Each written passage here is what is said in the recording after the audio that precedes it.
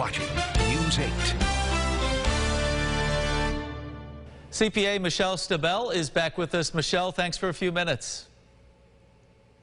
Thanks for having me, Mark. We've got a couple things I want to touch on. Right off the top, been getting a lot of questions about home deductions. Let's clarify that for people as it relates to their tax return. Sure. Unfortunately, employees are no longer allowed to take a home office deduction, at least for the years 2018 through 2025. But educators are still allowed a potential $250 deduction.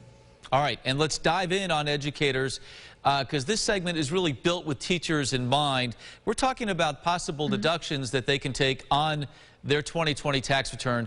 Let's start with the dollar amount. How much can they actually deduct?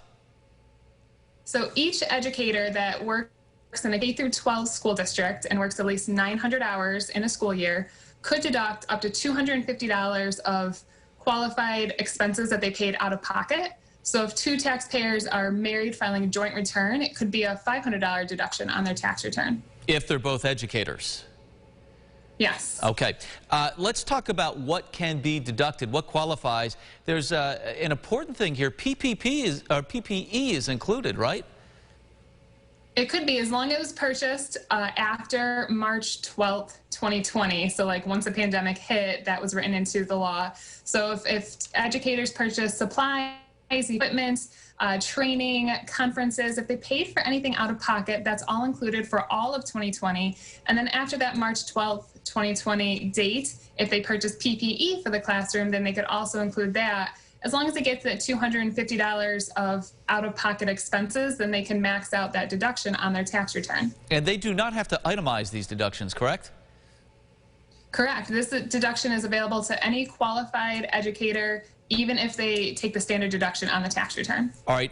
An important distinction here, paid out of pocket but not reimbursed, right? That's key, right? Right.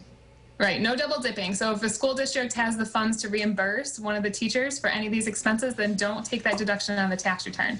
All right. One more before we go. Just clarify again, who is eligible for this deduction? Again, it's K through 12 educators, principals, aides, anyone working with kids in a school district, but not preschool age and not above high school like college age faculty. All right, teachers, listen up this morning. This is your homework, as it were, for your tax return. Michelle, as always, thank you. Thanks for having me, Mark. If you missed any of our conversation, we'll have it online as well at rochesterfirst.com.